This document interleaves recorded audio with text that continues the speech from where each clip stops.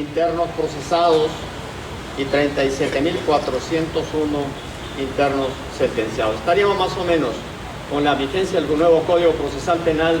El número de procesados ha disminuido de 80 a 50, pero sin embargo, para el campo penitenciario no significa mayor cosa, simplemente una determinación de mayor número de procesados y menor número de sentenciados.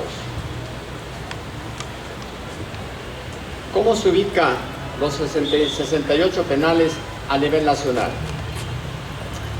El Instituto Nacional Penitenciario tiene a cargo 31 penales a nivel nacional.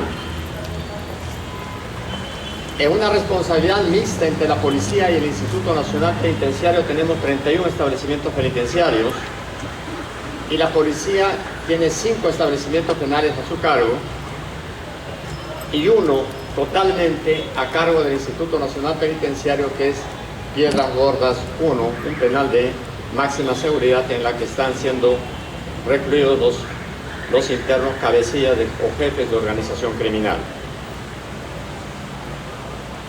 El crecimiento de la población penal, voy a hacer una referencia solamente estadística.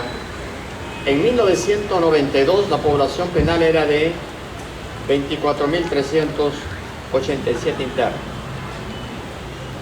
Ahora, al 21 de agosto, la población penal es de 75.655. Agosto, septiembre, octubre, ya pasamos 77. Nosotros en San Marcos hicimos un estudio en abril y haciendo la proyección indicamos que a diciembre estaríamos llegando a 80.000 internos. La capacidad de alojamiento en los 68 establecimientos carcelarios que tiene el Perú es de solamente 31.500 internos, lo que significa que más de 45.000 internos están en una sobrepoblación hacinando las cárceles, y este hacinamiento colateralmente produce enfermedades, produce afectación psíquica y física al interno, es síntoma de toda corrupción de toda índole en la policía, en personal penitenciario, una mala clasificación penitenciaria, una mala distribución de la población penal, donde los internos se alojan como si fueran libros en una biblioteca. Por eso, en un trabajo que hicimos el año 2006 sobre la situación carcelaria en Perú, dijimos que en nuestro país los internos se ubican como si fueran en una biblioteca.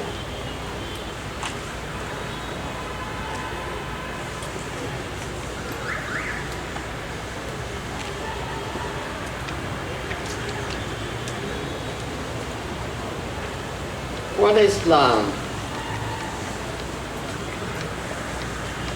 capacidad de alojamiento? Claro, normal, que está diciendo el Instituto Nacional Penitenciario en 31.500, pero con los últimos arreglos que han hecho en algunos pabellones como en Ica y en los penales de Lima, en Lurigancho, estaría teniendo una capacidad de alojamiento real de 33.497 internos, frente a 75.655 al mes de agosto. Esto quiere decir que por cada 1.000 internos, por cada 1 millón de habitantes en el Perú tenemos 2.120 internos. Esto quiere decir que internacionalmente la población penitenciaria frente a la población nacional debe ser más o menos 1%. Acá hemos pasado el 2%.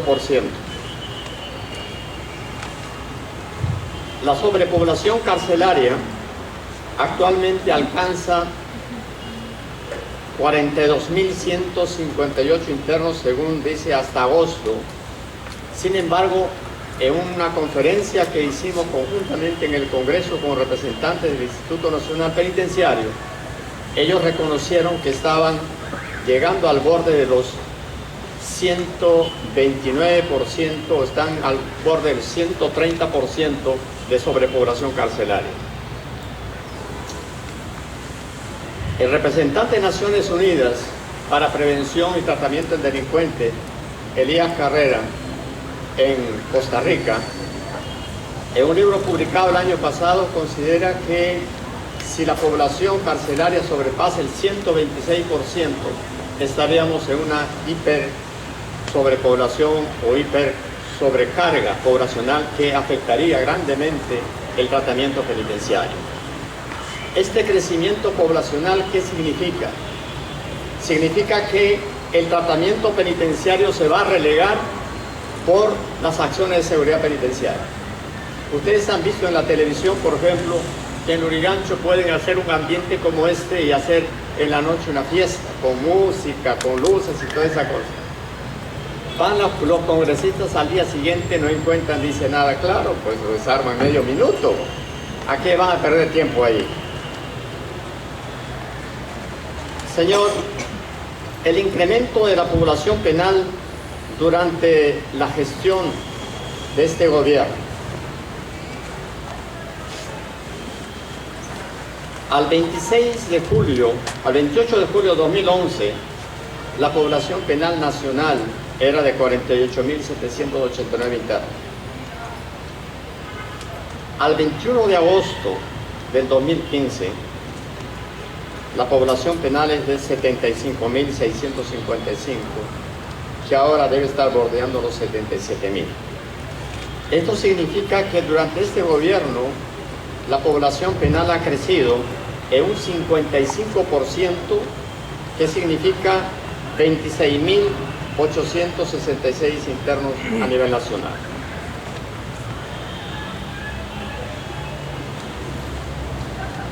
¿Cómo se clasifica esta población penal en el campo penitenciario? ¿Cuántos hombres y mujeres tenemos en cárcel?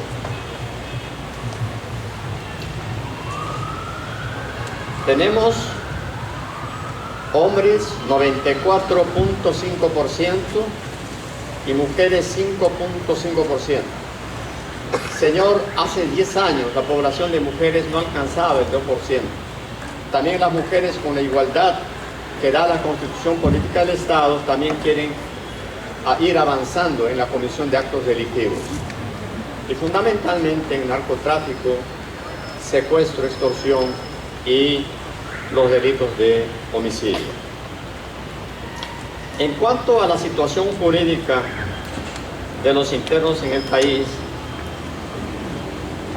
el 50.1% es procesado, o sea, inculpados todavía sin sentencia, y el 49.9% es de los sentenciados. En esto sí creo el Código Procesal Penal ha tenido un buen resultado en disminuir la población penal de los sentenciados, pero para el campo penitenciario ha significado simplemente tener más sentenciados y menos procesados, pero la población penal sigue creciendo cada día en un promedio de 500 a 700 internos.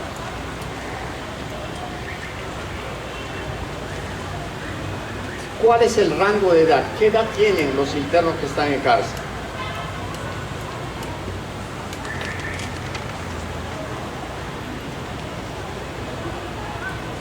De 18 a 39 años, que es una población joven. El Perú tiene el 66% de población. De 18 a 39 años tienen el 66% de la población. Sin embargo, entre 20 y 24 años tenemos 10.900 internos. 25 a 29 años tenemos 13.000, que significa el 18%. 30 a 34 años, 13.000, que significa 17%, y 35 a 39, 10.000, que representa el 15%. Si hacemos una cuenta de la cantidad de población que tenemos en el Perú, la población carcelaria o la población penitenciaria es una población penal muy joven, en un 66%.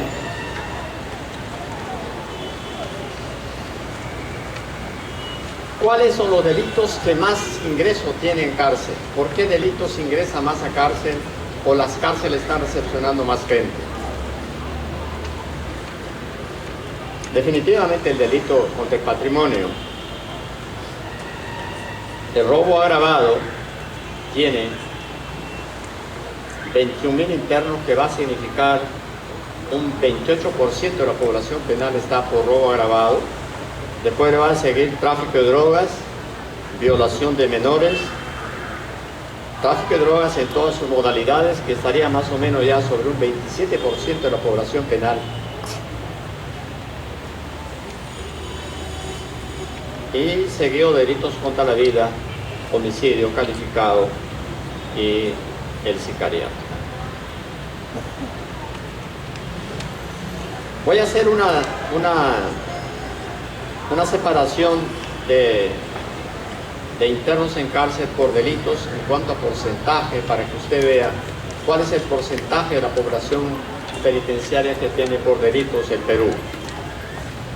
En delitos contra el patrimonio, robo agravado, hurto agravado, tenemos 39%, lo que significa más de 29.000 internos. Tráfico de drogas, en sus modalidades de tráfico de drogas, microcomercialización, tenemos 27%.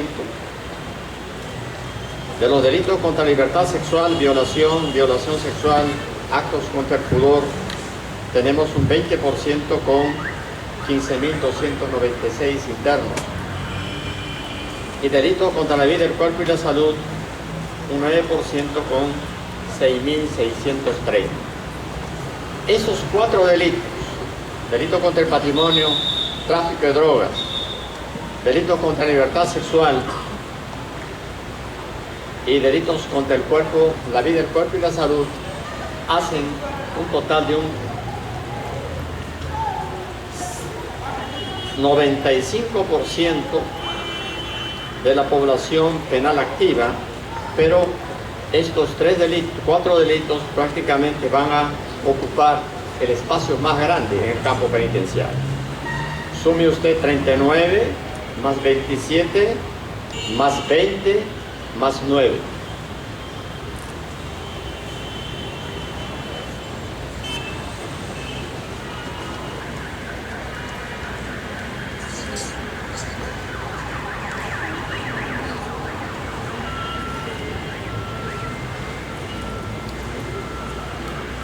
En el campo de las mujeres, establecimientos penales para mujeres, ¿cuáles son los delitos que mayor incidencia tienen en reclusión?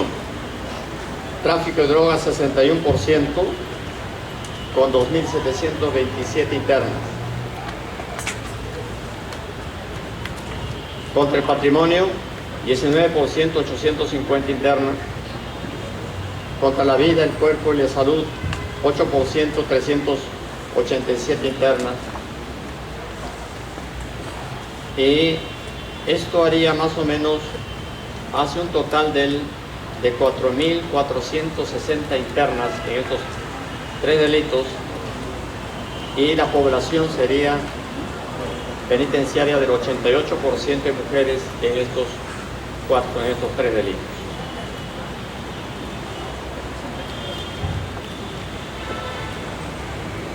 Señor, hemos hecho un estudio también en San Marcos para ver cuál es el número de ingresos que tiene la gente, cuántos ingresos tiene las personas que están en cárcel.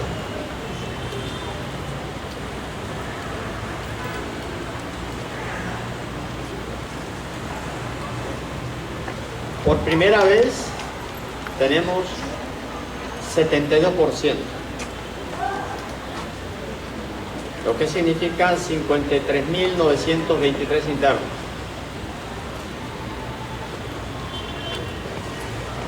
Por segunda vez tenemos un 3%, 2.301 internos. Y luego tiene 3 o 4 ingresos, un 6%.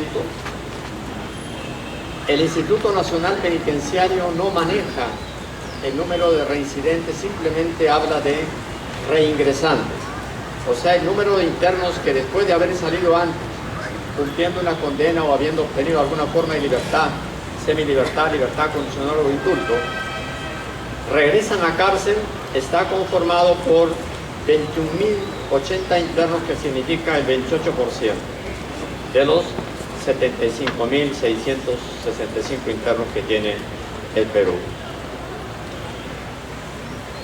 También hemos hecho un esbozo de trabajo que refleja la población penal por tiempo de sentencia. ¿Cuál es la pena más alta, o sea, el porcentaje más alto de penas que se han impuesto en el Perú? El 39%, con 14.524, tienen pena de 5 a 10 años. Luego tenemos un 20%, con 7.397 internos, con sentencias de 10 a 15 años, seguido por un 11%, una población de 4.151 internos de 15 a 20 años, un 5% 20 a 25 años, un 4% de 25 a 30 años, un 2% de 30 a 35 años, 1% con 415 sentencias con cadena perpetua y un 18% con penas menores a 5 años.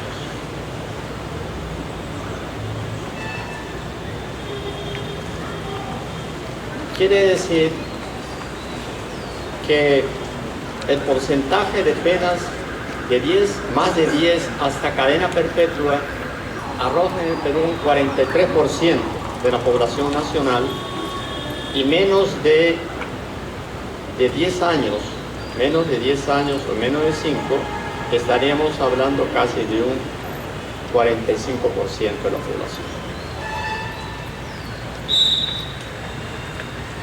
También en el Perú tenemos un gran número de internos extranjeros.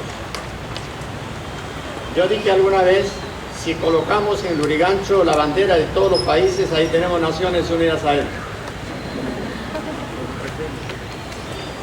La población total que da el Instituto Nacional Penitenciario para extranjeros en el Perú es de 1.844 internos.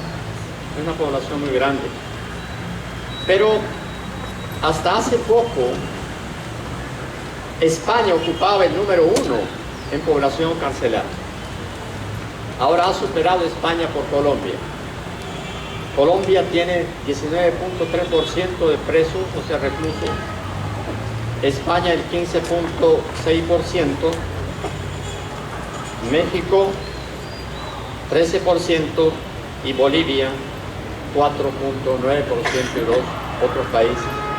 Sudáfrica, que en estos 5 últimos años estaba creciendo, en estos 2 últimos años ya no tiene mayor presencia de población carcelaria. De este total de 1.844 internos en cárcel extranjeros, tenemos hombres 1.574, mujeres 270. Procesados 798, sentenciados 1.046.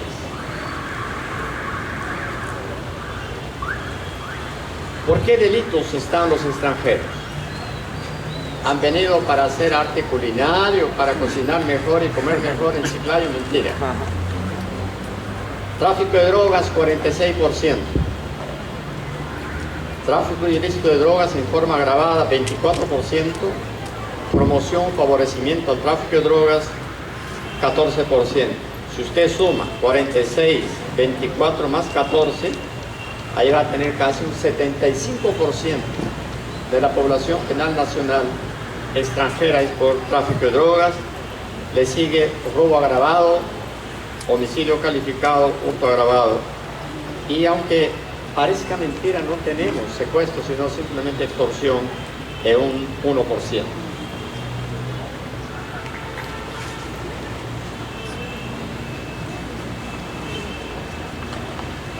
También hemos hecho un trabajo para este Congreso y para el Congreso de Cusco. ¿Cuál es el número de población de mujeres encarceladas o recluidas con hijos o hijas? tenemos un total de 192 madres o niños, un total de 197 niños o madres en cárcel, de los cuales niños son 98 y niñas o mujeres son 99. El número total de internas madres con hijos representa el 4.3% del total de la población femenina de 4.460 internos.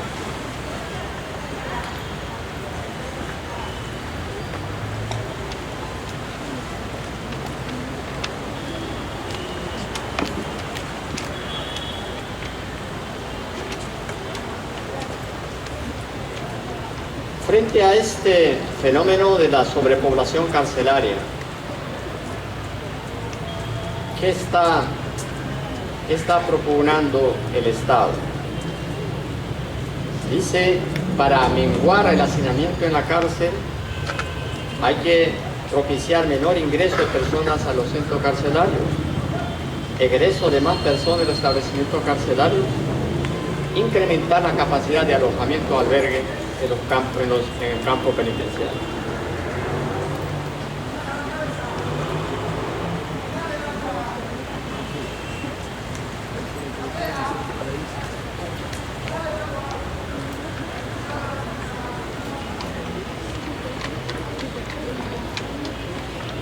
Bien, señor. La situación carcelaria en el Perú entonces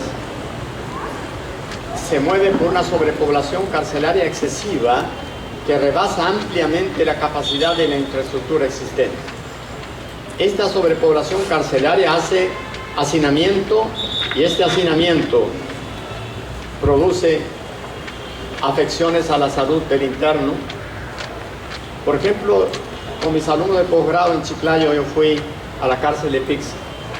Para un pabellón, en una celda, en un ambiente colectivo, para 15 habían 60 internos. Ya verá cómo dormían ellos. Y en la parte del baño, si este es el baño, al costado del baño está la ducha. En ese espacio los internos pusieron 2 tablas y ahí dormían 3. Imagínense ya lo que pueda significar el hacinamiento.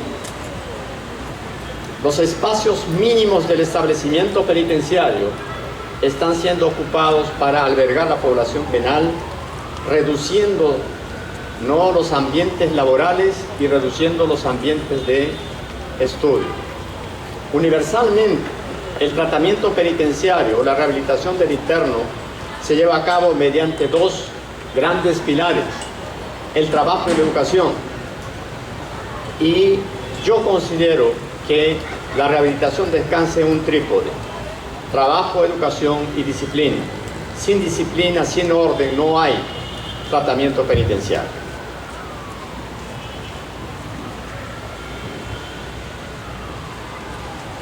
Se me ha convocado ahora para hablar sobre los beneficios penitenciarios en delitos especiales, pero yo quiero enfatizar qué es un beneficio penitenciario.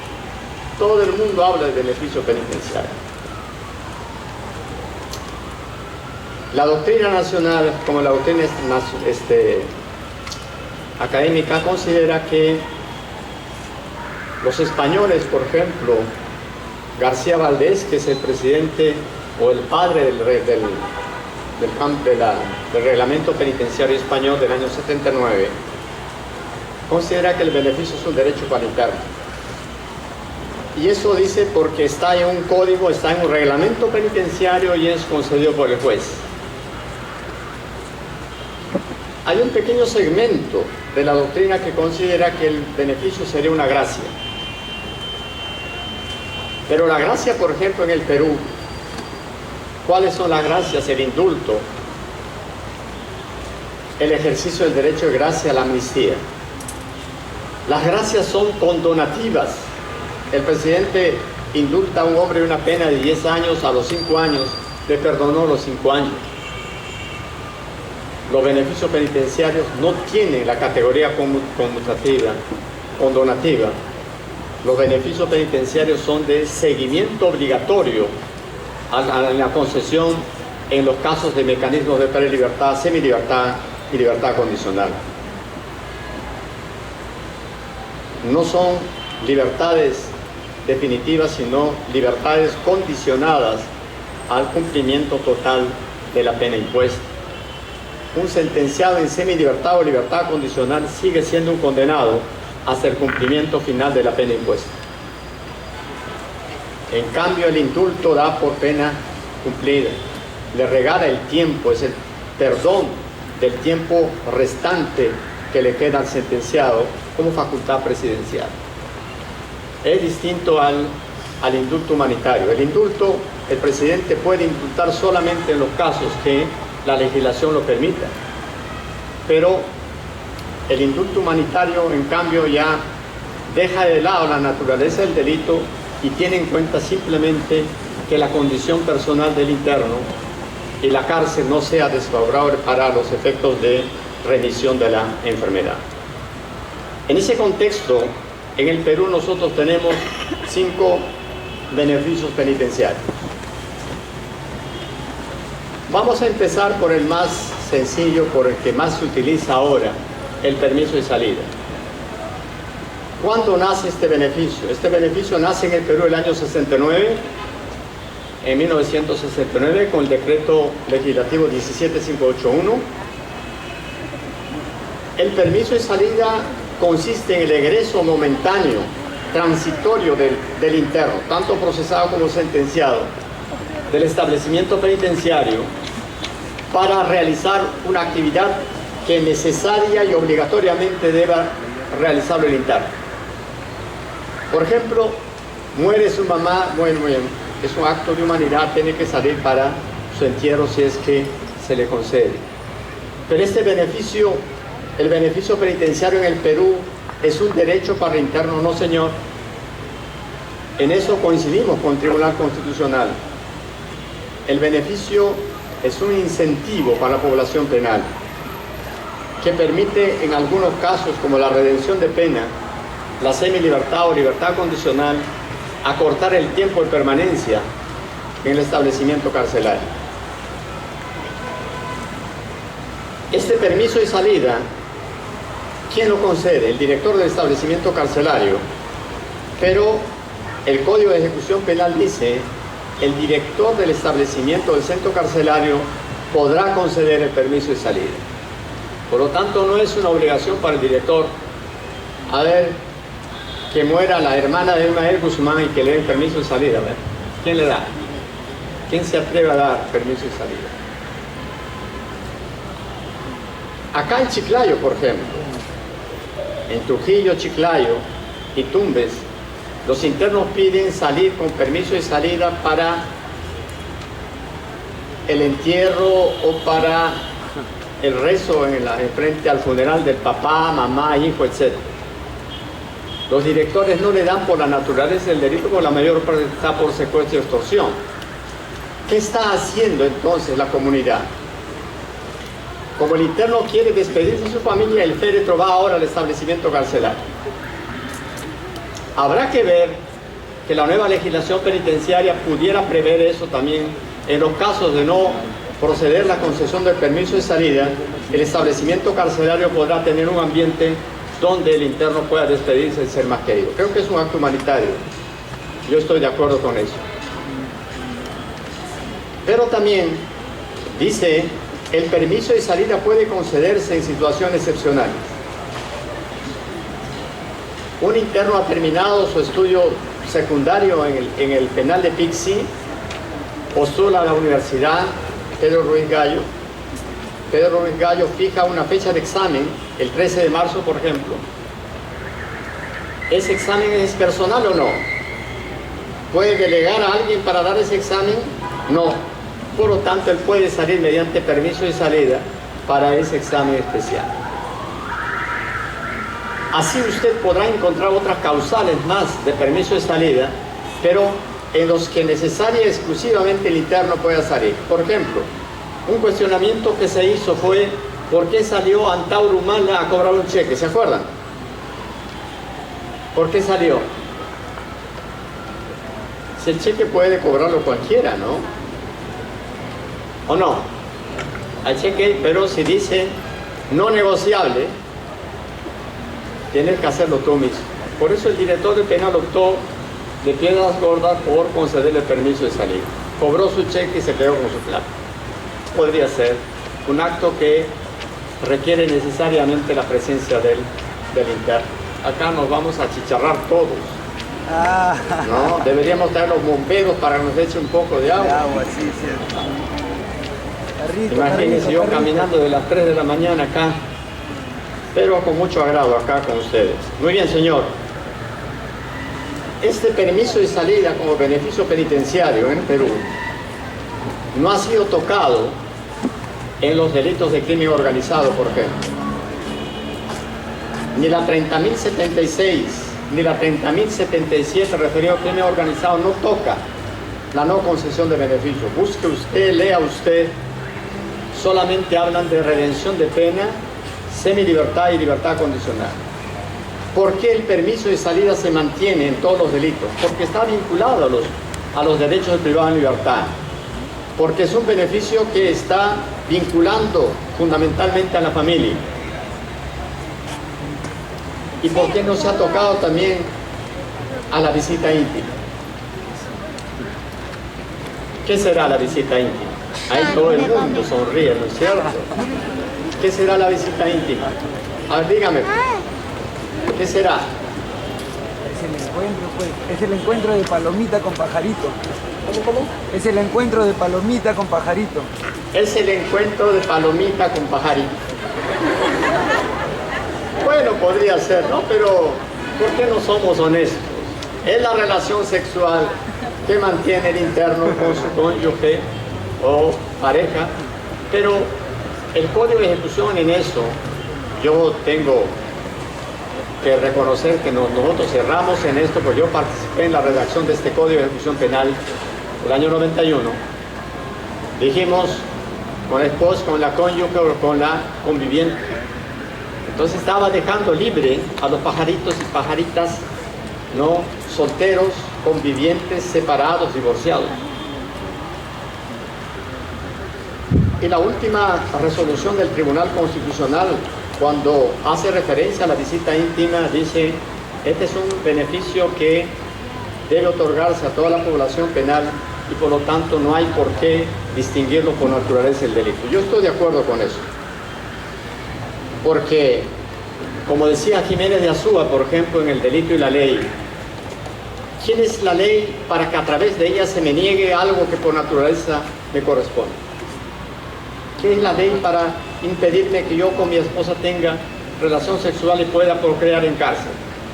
¿Cuál fue el gran impedimento de penales para no involucrar la visita íntima en el caso de las mujeres? Van a resultar embarazadas. Bueno, pues yo dije alguna vez: haremos desfile de embarazadas en cárcel. Señor, la cárcel es el reflejo de la comunidad, de la sociedad de la cual se extrae temporalmente para efectos de rehabilitación. En la vigencia de 3 años, ahora ya tiene más de 5 años para las mujeres, solo se embarazaron 4.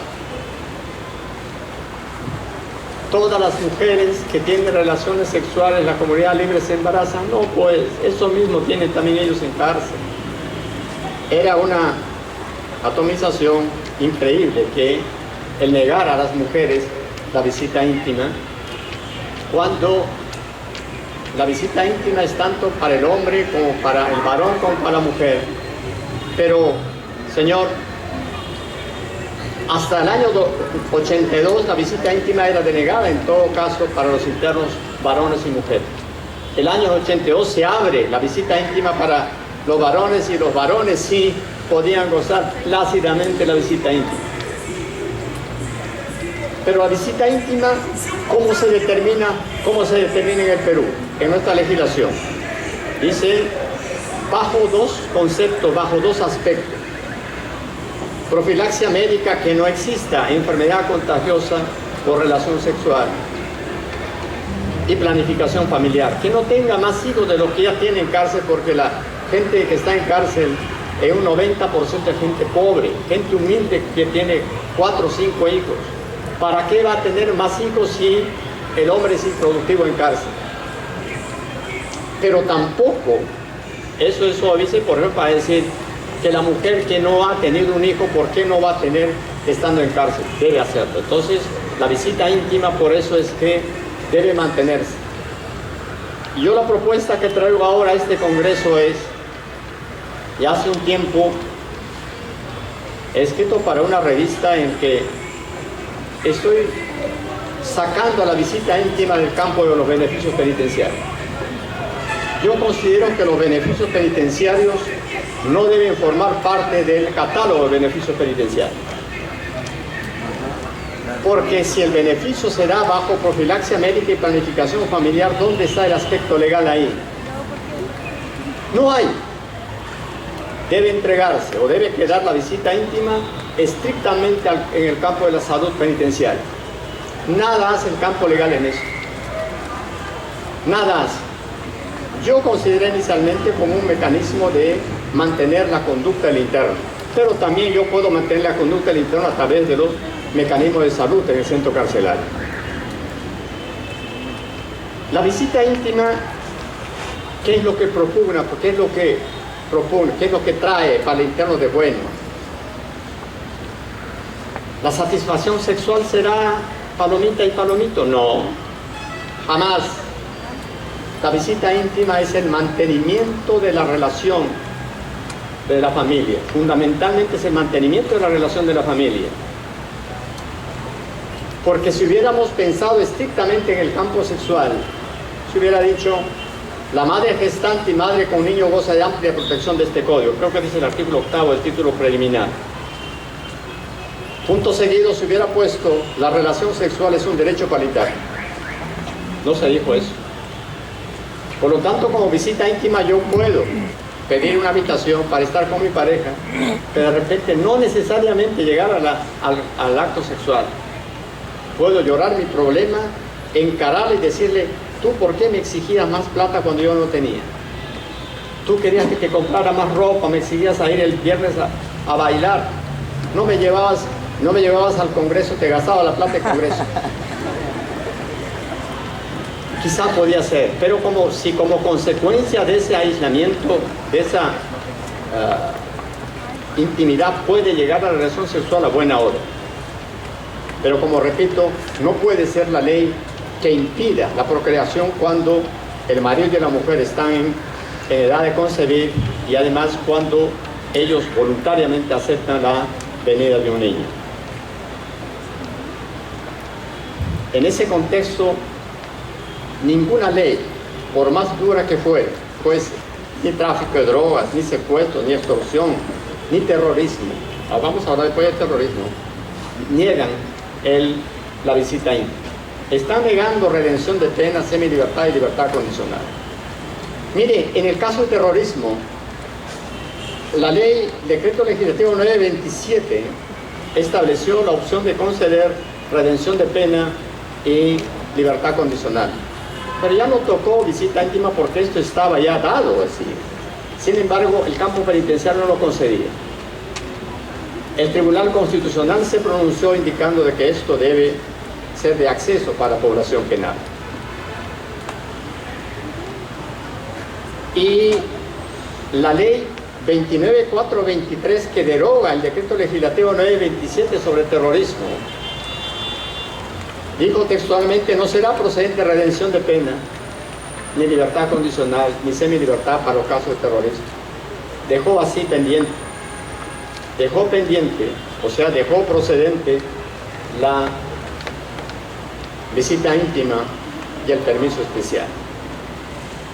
Sin embargo, hace 2 años se da una nueva ley, la 29936 creo, y dice, para los delitos de terrorismo no hay beneficio penitenciario, o sea, le cortan todos los beneficios penitenciarios.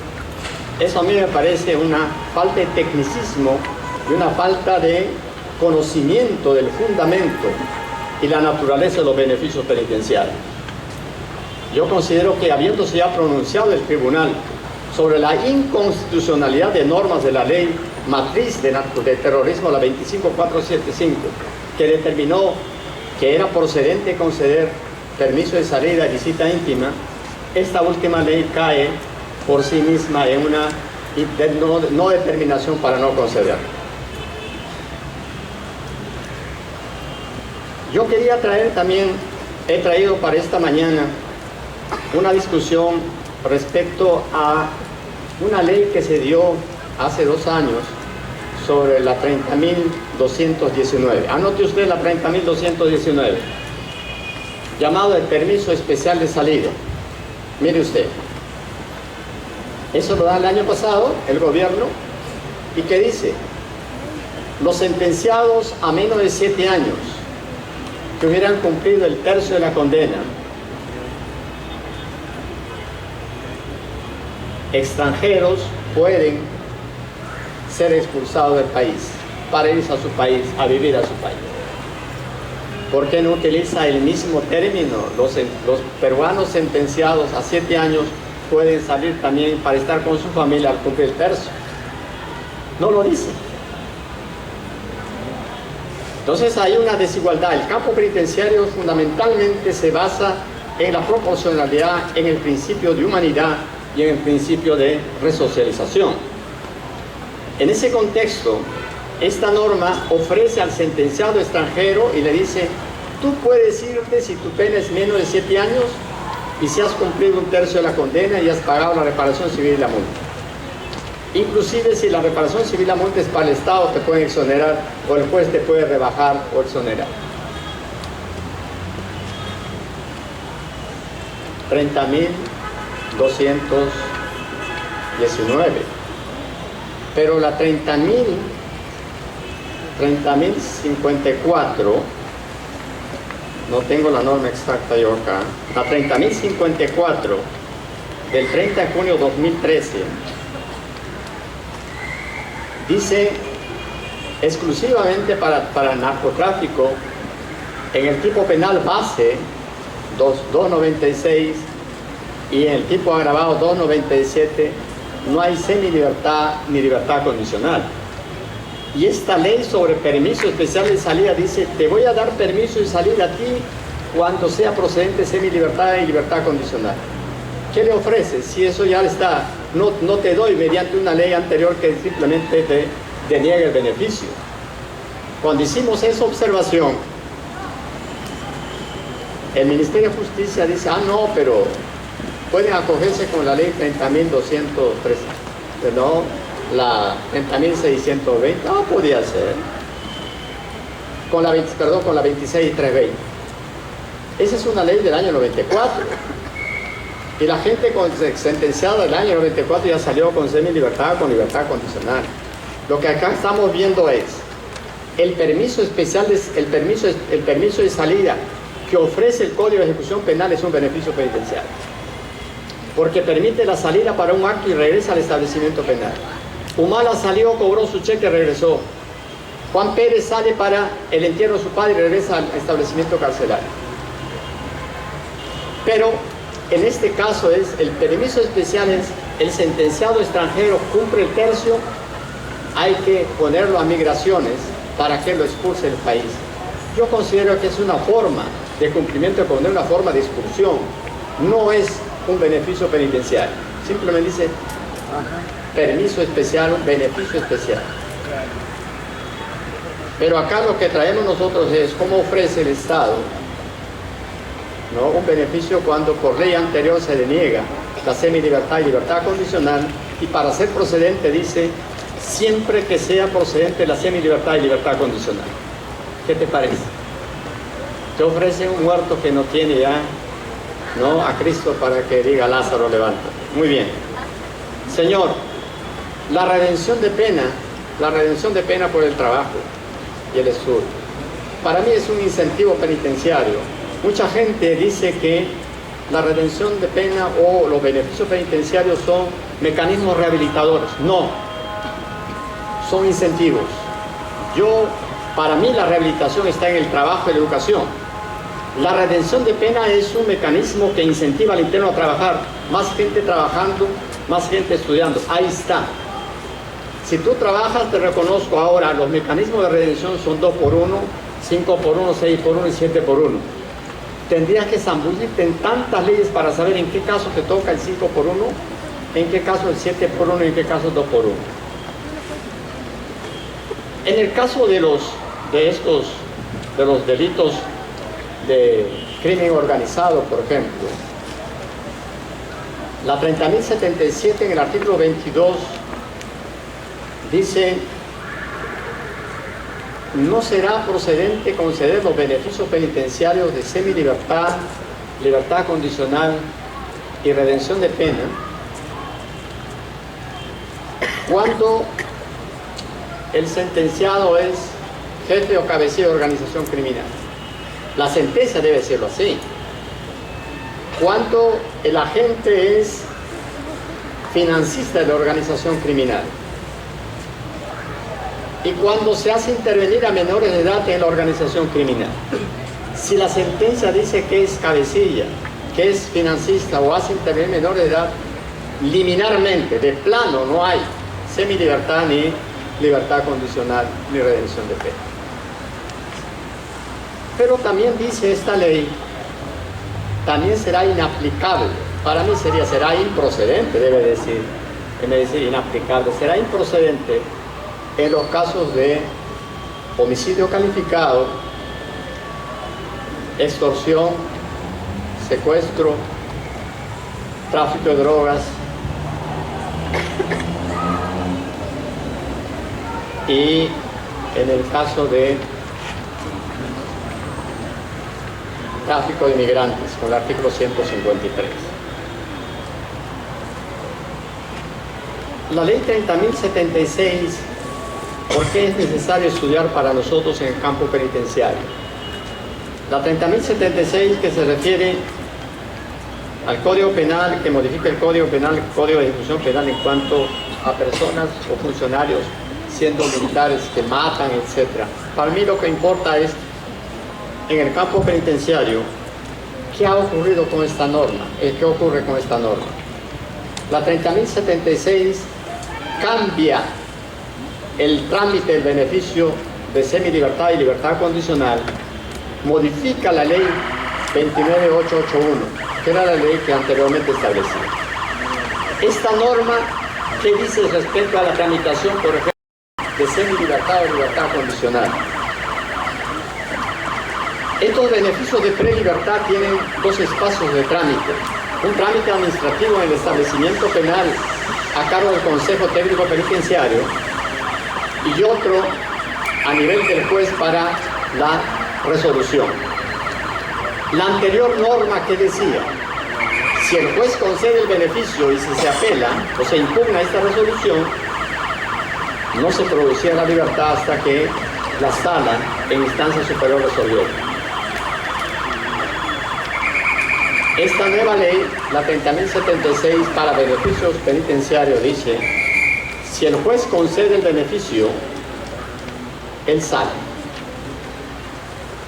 La apelación no impide la excarcelación. En todo caso, corresponderá a la sala superior confirmarla o revocarla. Pero además,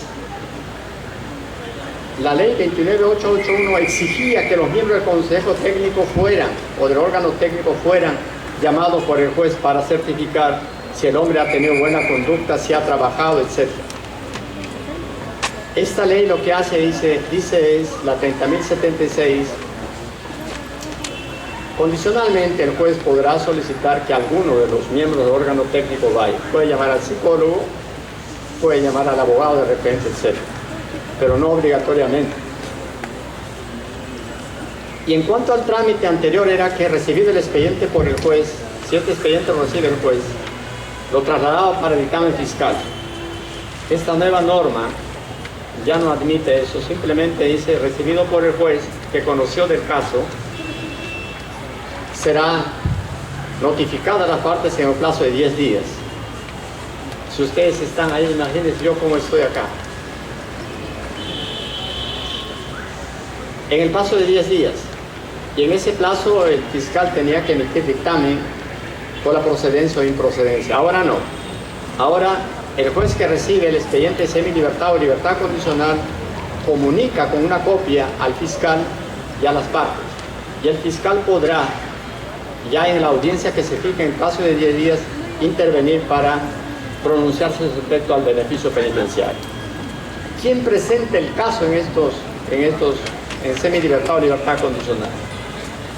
Presenta el abogado defensor. Tiene un rol importante, preponderante ahora en la defensa. Señor, presento la semilibertad o libertad condicional con estos presupuestos, con estos requisitos.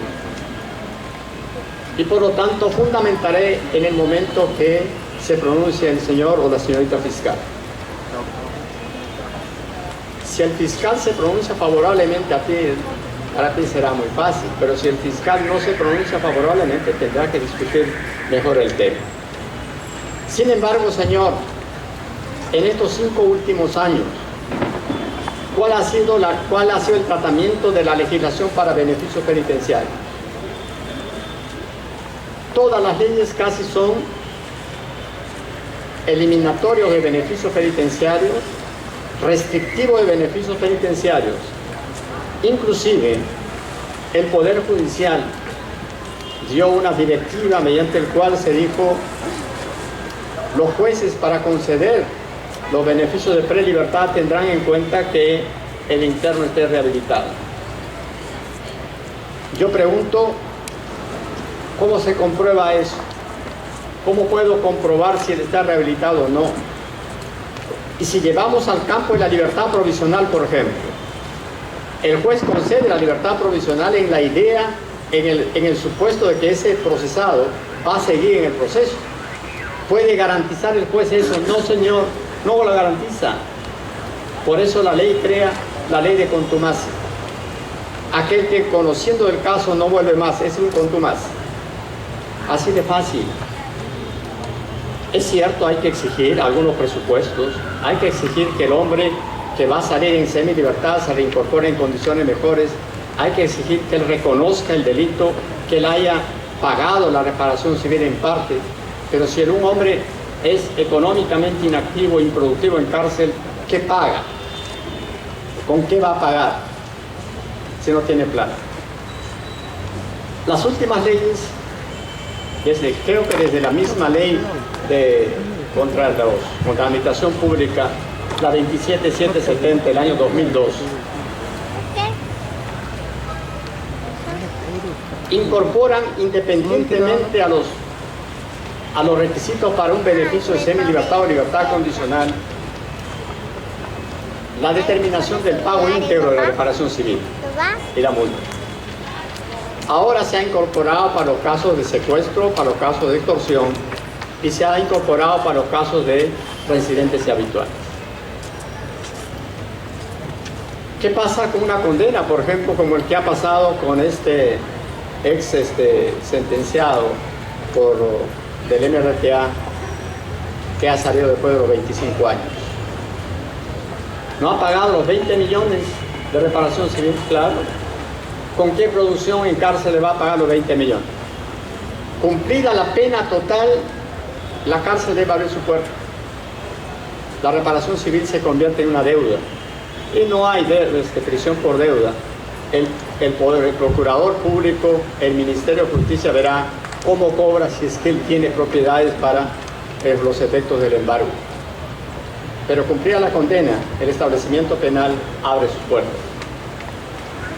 En ese contexto, por ejemplo, el día de hoy he visto que han trasladado a este fulano que mató en San Juan del Urigancho como jefe y cabecilla de organización criminal, lo han mandado a Chayapalca. Eso nos lleva a pensar cómo ingresa el hombre a un establecimiento carcelario. ¿Caminando? No. ¿De qué manera? ¿Quién dispone? Solo el juez. Solo el juez, dice el Código de Ejecución Penal, puede disponer el ingreso de una persona a cárcel. El traslado es un acto administrativo. Eso no cuenta, eso me llama un acto administrativo aquel que estuvo en cárcel. Pero dice el ingreso por el juez en la forma prevista por la ley. Sírvase dar ingreso por haberse dictado de detención, sírvase dar ingreso por haberse revocado la semilibertad, sírvase dar ingreso por haberse revocado la libertad provisional, etc. Y pero el egreso, el artículo 9 del Código de Ejecución Penal dice: el egreso será por autoridad competente y en la forma prevista por ley. ¿Quién es autoridad competente para otorgar libertad? ¿Quién será? El presidente. ¿Quién será? ¿Quién otorga libertad? El cumplimiento de condena no está en esta orden de libertad. Cumplir a la condena es un derecho constitucional de la persona egresar del centro carcelario. Las otras formas de libertad, libertad provisional, semilibertad, liberación condicional, ¿no?, absuelto, sin mérito a juicio oral, será por el juez. Entonces el juez será competente en algunos casos para libertad. Pero también el presidente de la República será competente para libertad mediante indulto o mediante el ejercicio del derecho de gracia. El indulto exclusivamente para el sentenciado y el ejercicio de gracia para el procesado.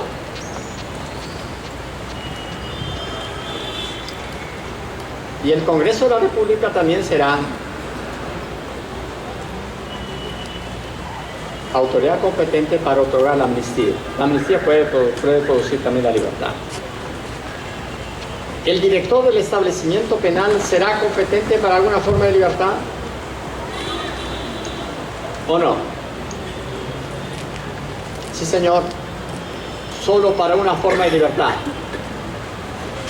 La libertad definitiva con redención de pena. El sentenciado va a cumplir su condena el 12 de diciembre del 2015 y tiene 6 meses de redención, puede salir el 12 de junio de 2015. Por lo tanto, si el director del penal, no estamos hablando de libertades por pena cumplida, no. El director puede otorgar libertad, sí, solo por redención de pena, pero libertad definitiva.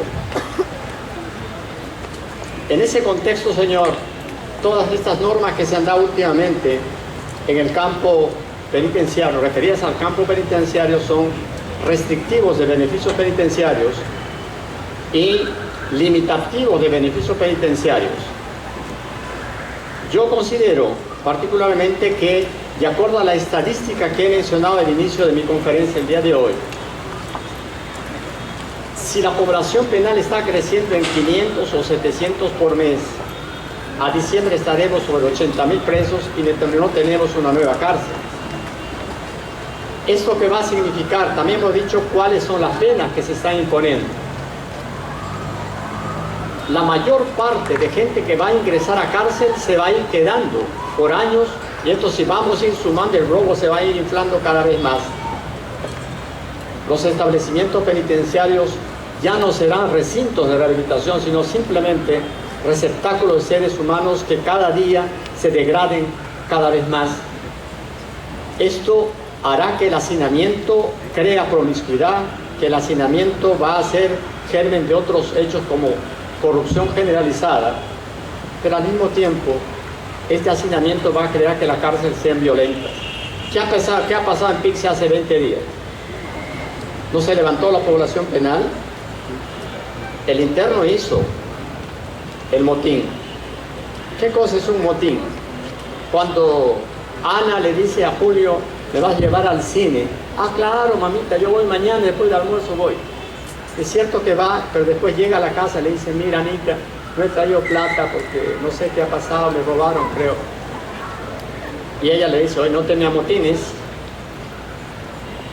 El motín es un término estrictamente penitenciario. Es un fenómeno estrictamente intracarcelario para mejorar las condiciones de la cárcel, mejorar la atención de salud, mejorar la atención administrativa, para mejorar la atención del tratamiento penitenciario. Para eso. No se puede hacer motín. ¿Qué cosa es un motín? Es la reacción violenta de toda la población o un sector de la población penitenciaria respecto a la administración carcelaria. Pero en estos 10 últimos años, el sentido de motín en el Perú ha cambiado. El interno hace motín o hace la revuelta en la cárcel buscando la celeridad judicial, por ejemplo, que no corresponde al campo penitenciario.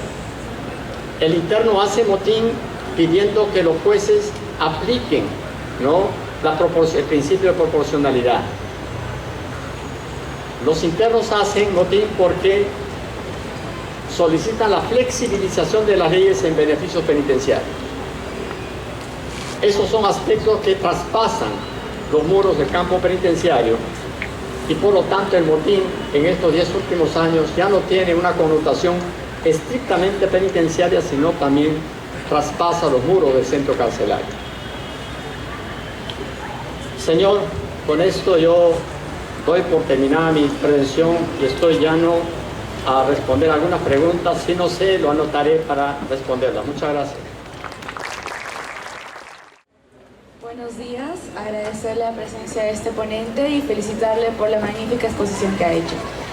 Mi nombre es María Alejandra Guerra, vengo de la Universidad César Vallejo de la ciudad de Trujillo.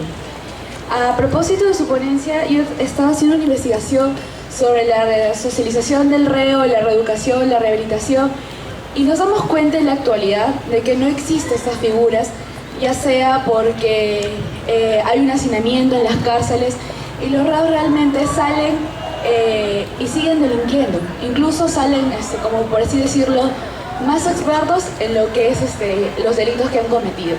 Entonces quisiera saber cuál podría ser una solución que el ponente da a este problema, ya que debería ser la resocialización el verdadero fin de las penas y por lo cual los reos entran a las cárceles. Gracias. No sé, ¿se escucha? ¿Está bien? ¿Se escucha? Sí. Mire, yo empecé la disertación de esta mañana enunciando el mandato constitucional de que el campo penitenciario tiene por objetivo el campo preventivo especial, la reeducación y la rehabilitación. Pero para eso también dice, debe contar con establecimientos apropiados. No dice que 5 estrellas ni 3 estrellas, no, ambientes apropiados. La resocialización, la rehabilitación debe darse en un establecimiento, en un ambiente adecuado, pero también en el cual debe confluir una serie de elementos. Psicólogos, sociólogos, antropólogos, el Estado tiene que gastar en eso. Porque si simplemente la cárcel se convierte en un depósito de seres humanos a los que hay que encerrarlos sin tratamiento, yo estoy de acuerdo con usted, como dije, el hombre se va a ir degradando cada día más, la pena no va a tener la función resocializadora que se le asigna y por lo tanto la cárcel se convierte en una escuela del delito, en un centro de perfeccionamiento criminal. Por ejemplo, ahora he estado viendo que en estos 5 últimos meses el delito que mayor incidencia está teniendo ingreso es omisión de asistencia familiar. ¿Y a dónde se está enviando en Lima por omisión de asistencia familiar? A Piedras Gordas 2, un penal de máxima seguridad. Ese padre de familia que no tiene plata para pagar la alimentación, bueno, renuente como quiera usted. ¿Será un delincuente que hay que mandar a una cárcel donde deben estar realmente los delincuentes? No. Yo considero que esa casa europea que se da a utilizar, ahí hay que poner a esta gente con alguna seguridad, muy bien, pero sí, pagado el monto de la pensión por el cual se detiene, debe obtenerse inmediatamente, o ordenarse inmediatamente la libertad. No hay manera de que este hombre pueda estar en cárcel. Esa es una deuda realmente, ¿no? Solamente se va al campo penal como una forma de exigencia por lo punitivo que es. Pero yo concuerdo con usted, para que se pueda cumplir con el objetivo de la ley, con el objetivo del código de la rehabilitación, cárceles adecuadas, con un hacinamiento no del 130% como tenemos actualmente, usted no va a pensar en rehabilitación. La hiper sobrepoblación carcelaria hace, por ejemplo, que las cárceles sean más violentas. La cárcel de Pixi mismo y todas las cárceles del mundo que sean sobrepobladas tiene El Salvador, tiene el penal de Bolivia, tiene el penal últimamente el de Venezuela, donde los internos matan y botan a los presos o a sus compañeros en pedazos o al empleado penitenciario por pedazos. Se convierten violentos porque no saben qué hacer si entra a la cárcel pero no sabe cómo sale de la cárcel. Cuando la cárcel debe tener uno de los principios es asegurar su permanencia en centro carcelario. Si a él lo matan, ya no hay prueba que dar, entonces se extingue con él el delito. Creo que ese es uno de los grandes problemas que tiene cárceles, es el hacinamiento, la promiscuidad, y la promiscuidad es germen de todo género de desorden que afecta definitivamente al proceso de rehabilitación. Hay un trabajo muy importante que ha hecho Elías Carranza, usted puede leer, Elías Carranza, sobre situación de las prisiones en América Latina, y ahí hace referencia que al estar ya sobre un 125% estaríamos en una hiper sobrepoblación, y nosotros hemos pasado, estamos llegando al 130%.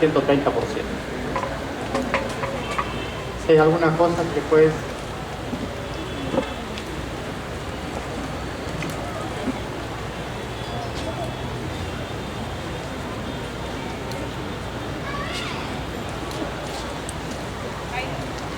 Muy buenos días, mi nombre es Fiorella Soriano, vengo de la Universidad Nacional de Trujillo. En nuestra ciudad se está dando una nueva propuesta acerca de cómo reeducar y rehabilitar al reo. Esta propuesta son los métodos APAC, en las cuales es una propuesta que se está dando en diversos países de Latinoamérica y del mundo, que está teniendo muchos beneficios, ya que se da una economía con respecto a las cárceles en las cuales se da es mucho mayor el costo de un interno. Este mecanismo APACS, sus siglas significan Asociación de Protección y Asistencia al Condenado. Quería preguntarle si es que usted cree que este mecanismo sería correcto aplicarlo en nuestra ciudad y luego implementarlo en las diversas ciudades del Perú. Gracias. Mire, creo que eso puede funcionar siempre y cuando que usted tenga una organización que lo gestionara, ¿no? En el Perú teníamos patronato de liberados, que estaba conformado por civiles y el Poder Judicial, y que atendía a los internos sentenciados en su obtención de la documentación o la reincorporación al trabajo. ¿Qué está haciendo el Instituto Nacional Penitenciario? Está trabajando con gente joven, por ejemplo, en Piedra Gorda 2, en convenio o asociación con privados. Renzo Costa ha ingresado y está trabajando aproximadamente 160 internos en Piedras Gordas, y las carteras que usted tiene de Renzo Costa son ya generalmente producidas en la cárcel. Toda actividad que venga, el Código de Ejecución Penal reconoce toda actividad que pueda venir de la sociedad, de las instituciones o de las personas para mejorar el campo penitenciario a buena hora, porque el mismo Código de Ejecución Penal del año 91, cuando nosotros discutíamos este problema, ya habíamos encontrado este tema y dijimos que el Estado no va a resolver el problema carcelario, entonces hay que ver cómo ingresa la sociedad, porque esta sociedad es la que engendra al interno. ¿Y qué es la cárcel? Es un espacio al cual se aísla al hombre para efectos resocializadores. En ese contexto, creo este movimiento que ha surgido para apoyo a cárceles significa también que el Estado esté dispuesto a ello. Pero, ¿qué pasa si tú das trabajo en la cárcel supuestamente a rehabilitar al hombre? Y una ley como esta te dice, para este delito no hay beneficio penitenciario y va a cumplir su condena total. ¿De qué vale lo que estás haciendo ahí? Lo que ocurre es, estamos planteando nosotros, por ejemplo, la revisión total de las leyes que se han dado sobre seguridad ciudadana y crimen organizado, a los efectos de tener unas leyes mucho más claras, más precisas, porque si usted no se incorpora en todas las leyes, se pierden a la misma hora. En ese contexto es que si yo tengo un preso, por ejemplo, a cadena perpetua, ¿qué me va a significar a mí? Un hombre sentenciado a 30 años, al que no le puedo dar semi-libertad ni libertad condicional. Claro, la mayor parte de la gente irá trabajando, hay que hay que rehabilitar. Pero con la rehabilitación, con el trabajo, el apoyo que le das, él va a querer salir antes. El sistema penitenciario que adopta el Estado peruano, conforme al artículo 4 del título preliminar, que dice: el tratamiento penitenciario que tiene por objeto la rehabilitación del interno se lleva a cabo en el sistema progresivo. Y el sistema progresivo, a diferencia del sistema celular, que es una reclusión absoluta, o del sistema auburniano, permite que el interno en una etapa de la reclusión, o sea, en la etapa de la prueba, después de la observación, después del tratamiento y la clasificación, en la etapa de la prueba puede alcanzar un beneficio de prelibertad. Sí es importante los trabajos que se dan en apoyo al establecimiento carcelario, que dependerá que el Estado tenga también una política penitenciaria real, que no la tiene en este momento.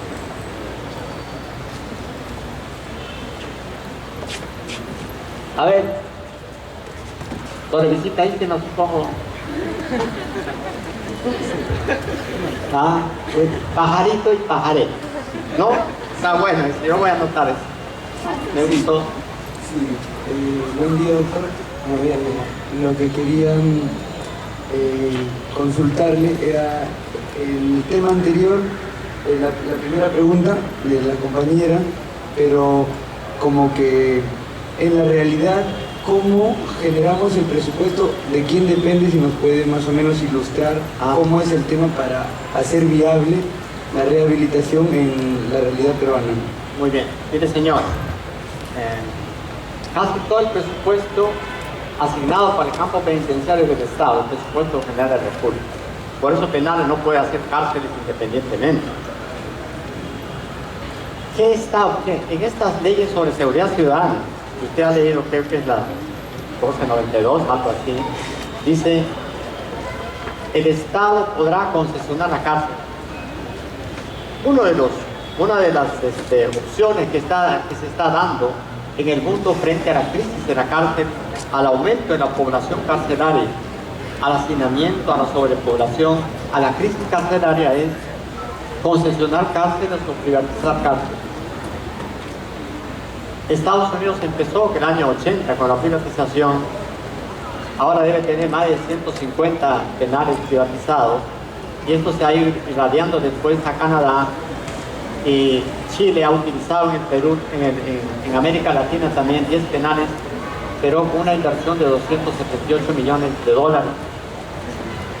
El Perú lo hizo hace 2 años con un convenio por concesión que iba a funcionar en Huaral, pero ese convenio después se deshizo porque la concesionaria, ¿qué cosa pedía?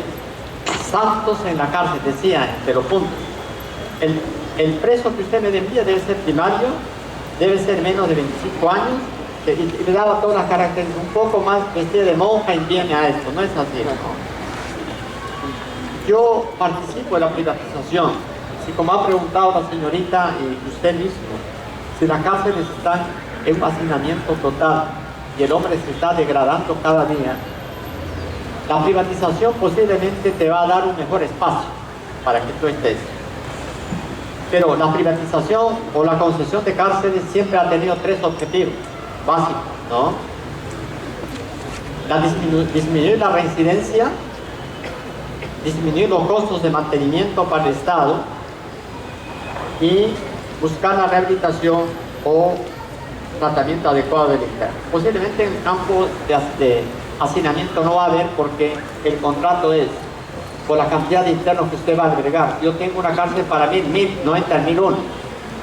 En ese punto va a estar bien. Pero el Perú gasta más o menos 13 soles por día en cada preso. Y la cárcel privatizada costaría 39 soles. Entonces no se cumpliría el objetivo de ahorrar, ¿no?, en el costo de mantenimiento de la cárcel. La privatización va a significar que usted haga una cárcel y después de los 30 años o 20 años esa cárcel se convierte ya en propiedad del Estado. Pero en 30 años esa cárcel ya no va a servir para nada tampoco. De repente van a necesitar otras instancias. Ahora, yo puedo concesionar o privatizar cárceles de mínima, mediana o máxima seguridad. Hemos abierto, por ejemplo, un curso en maestría en San Marcos sobre globalización y justicia restaurativa. Toda la literatura que usted busca es para restaurar la justicia restaurativa de jóvenes para delitos menores. Nosotros estamos estudiando por qué no buscar la justicia restaurativa para delitos graves, donde tú reconozcas el hecho y donde tú aceptes el hecho, debes pagar lo que fuera. ¿Por qué delitos menores nada más? Lo que pasa es, todo enlatado nos gusta a nosotros. Todo lo que viene de afuera nos gusta. Somos demasiadamente aceptantes de la realidad externa cuando esto no sirve para nada. Yo le pongo un ejemplo. Yo tengo un salón, 120 alumnos. Y un día había venido un extranjero, un argentino, a exponer un tema sobre este caso, sobre el campo penitenciario. Y me dicen los chicos, doctor, en su salón pueden entrar, como son anfiteatros, ha venido extranjero, que ven. Vino, trajo 10 páginas, leyó las 10 páginas, y muchas gracias y se fue. Mejor hubiera dado las copias y se hubiera ido. No sirvió para nada eso. Eso no, pero acá nos gusta mucho aplaudir al que viene de afuera. En ese contexto creo la última legislación sobre seguridad está preveyendo ya la forma de concesionar cárceles y que algunas cárceles pueden manejarse con el sector privado. Enrique Sanz, que es un especialista en esto, sobre privatización, ha escrito una obra también español, no acepta la privatización porque él no concibe que el Estado pueda desligarse de la capacidad de control de la cárcel. Yo, contrario a él, digo, sí, hay que hacer la prueba. Si las cárceles se están deteriorando cada día más al hombre, por lo menos hay que hacer la prueba en otro caso. Pero sin que el Estado se desligue absoluta o mínimamente el control que debe tener sobre la cárcel. La parte normativa, la parte de disciplina penitenciaria siempre debe estar a cargo del Estado. Ahora la privatización puede ser total o la privatización parcial como Chile. Claro, Chile tiene una gendarmería aún, ¿no?, que goza de aceptación de la comunidad, y ellos en cárceles tienen control interno y externo y funciona bien. Entonces, lo que ha hecho Chile es privatizar solamente los servicios de readaptación, salud, alimentación, etc. En el Perú puedes hacer eso. Tienes una policía adecuadamente organizada para esto, tienes un personal penitenciario que tú lo puedes captar. Estados Unidos lo puede hacer porque la correccional americana forma personal penitenciario y tú puedes captar así como abogado en la comunidad libre. Pero en el Perú no tienes readaptadores sociales que tú puedas llamar. Si tú puedes hacer una cárcel en 2 años más o menos, durante esos 2 años yo puedo formar un personal que va a trabajar en esta cárcel. Hay que formar esto. Entonces yo considero que sin que el Estado se desligue de la capacidad de control, debemos entrar por lo menos en una concesión, ¿no?, para ver cómo funciona eso. Y ahí podrá entrar como la actividad privada, la economía privada puede entrar en el sector público, pero bien controlado, bien administrado.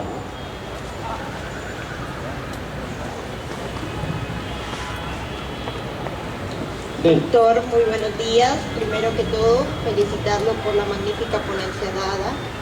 Mi nombre es Anita María del Carmen Galvez Bertis, soy de la Universidad Privada Antenor Orrego de Trujillo. Mi pregunta va dirigida más por un tema de una opinión personal. Usted hablaba acerca de la sobrepoblación de los centros penitenciarios, ¿no? Sí. Entonces, yo quiero preguntarle, ¿cree usted que el derecho penal está perdiendo su esencia de ser última ratio y quizás esta sea una de las justificaciones que se podría dar de la realidad que se vive actualmente en los centros penitenciarios? Gracias. Bien, miren, si usted mira las leyes últimas de los 5 años ahora, va a encontrar que todas estas leyes son reacciones frente a la acción delincuencial. A la niña Romina asaltan con su familia en el Paseo República, a los 3 días y a la semana, ley de residencia habitualidad. Asaltan a la novia de un congresista, no sé qué cosa, intentaron asaltar, ¿no? Otra ley que protegía a los funcionarios no aquel que mata a funcionarios, miembros de la Fuerza Armada o miembros por elección. Los chiquillos son tomados para, como en Trujillo fundamentalmente, lastimosamente ahora también en Lima, ¿no? Contratados para matar como este que ha caído el día de ayer. Sale la ley de sicariato. Yo no sé si está ya en la ley de homicidio calificado, podría estar ya ahí. El Estado, en este caso estoy diciendo el Poder Legislativo, está actuando simplemente con una reacción frente a la acción delincuencial, cuando esto tiene otras raíces mucho más grandes. Hay que trabajar en el campo preventivo. El Estado debe estar bien, está gastando más en prevención, pero esta prevención debe hacer, por ejemplo, que se incremente la educación cívica en los colegios, que se enseñe en los colegios lo que es un delito, lo que significa una cárcel, lo que significa una pena. Porque ¿qué pasa con el hombre joven? El hombre joven que está a los 17 años, la mamá o el papá le dice, no salgas, no, ya me voy a ir, pero cuando cumple 18 años, al fin y al cabo, soy libre. Pero hay que decirle también, la cárcel está abierta para ti mañana. Hay que enseñarle eso, él no sabe. Creo la ley no está respondiendo. El Código Penal, como usted sabe, es un retazo de herramienta ahora. Creo que si usted une todas las modificaciones es otro código ya.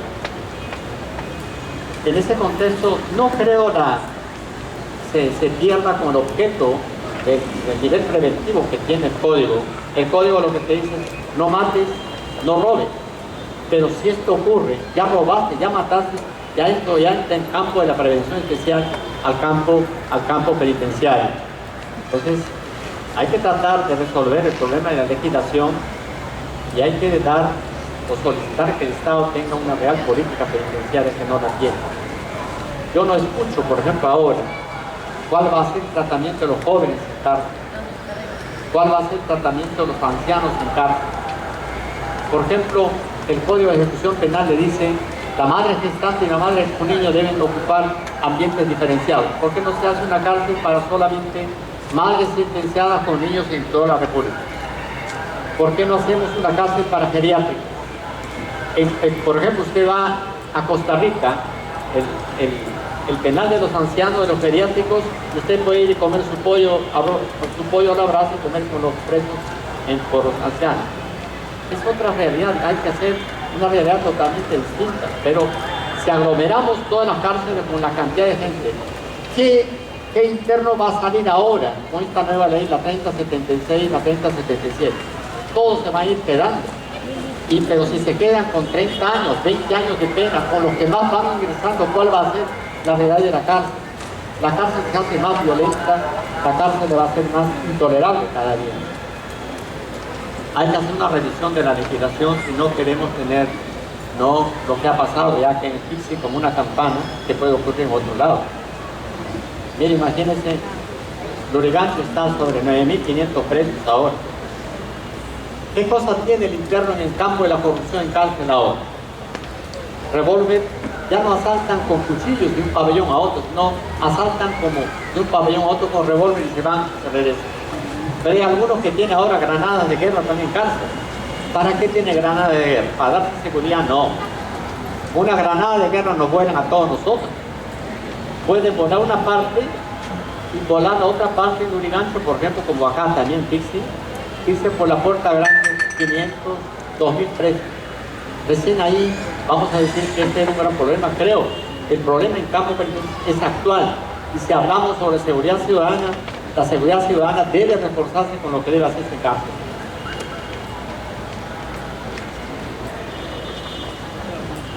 Buenos días. Hola, señor.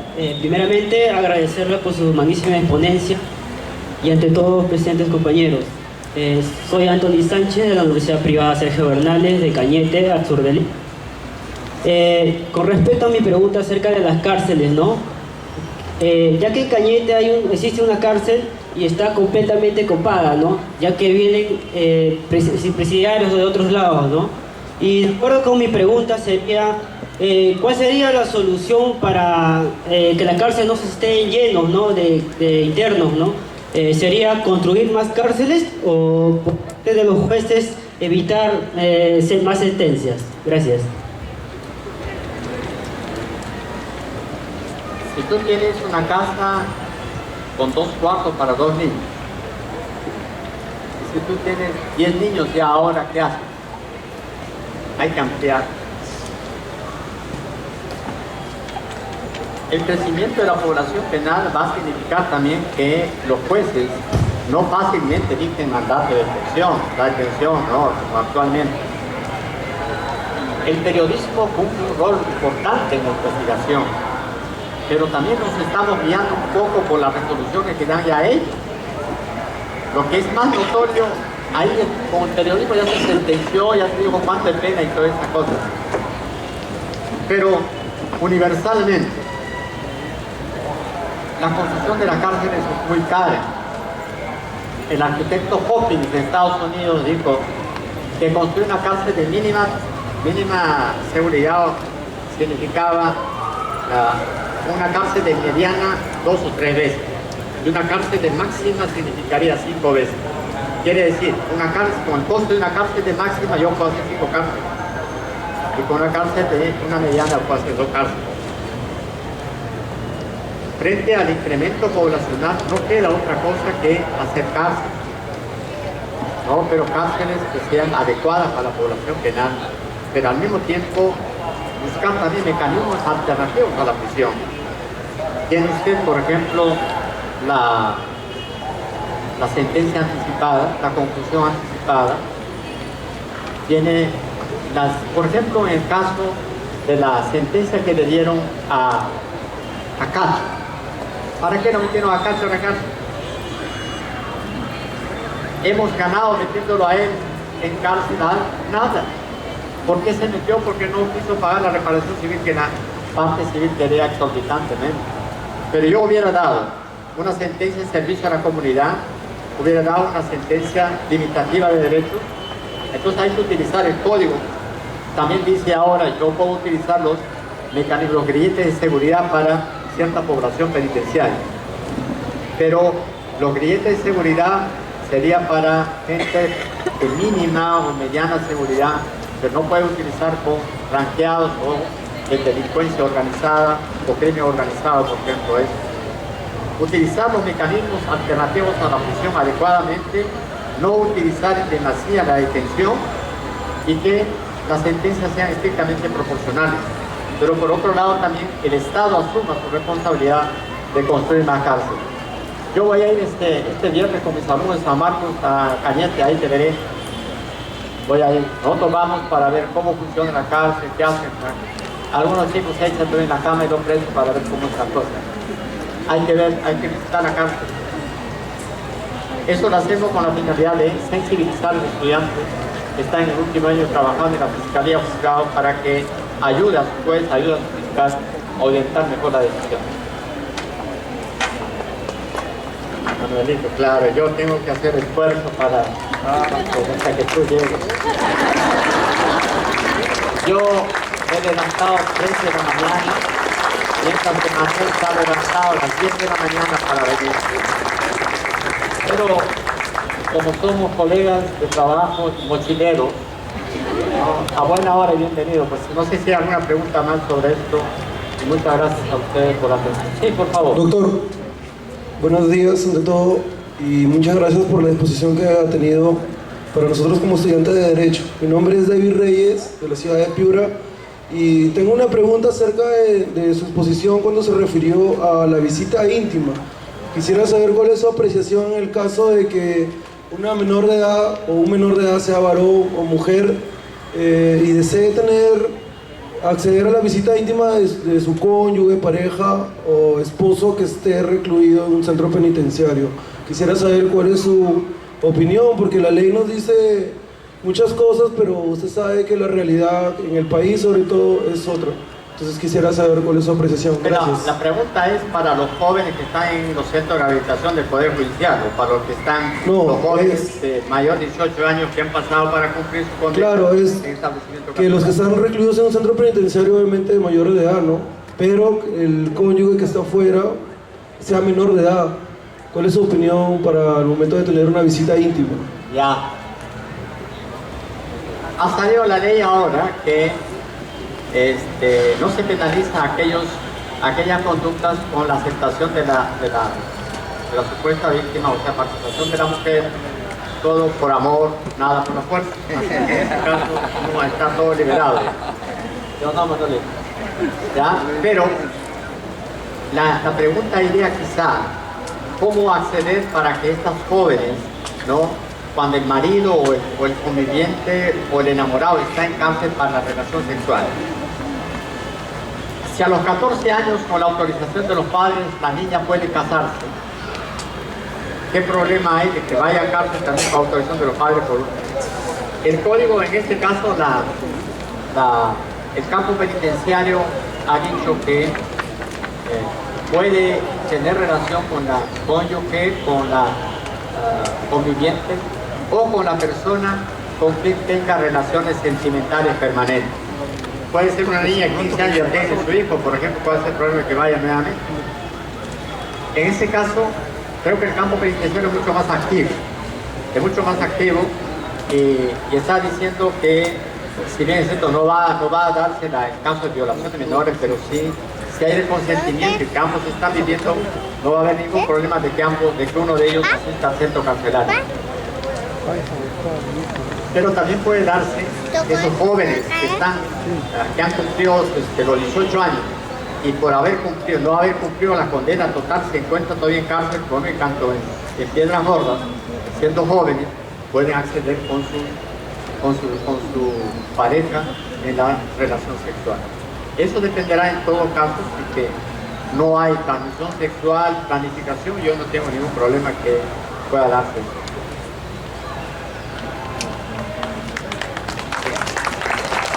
Como no agradecerle al doctor la brillante potencia que ha compartido con nosotros el día de hoy. El primer Congreso Nacional de Estudiantes de Derecho está totalmente agradecido con usted.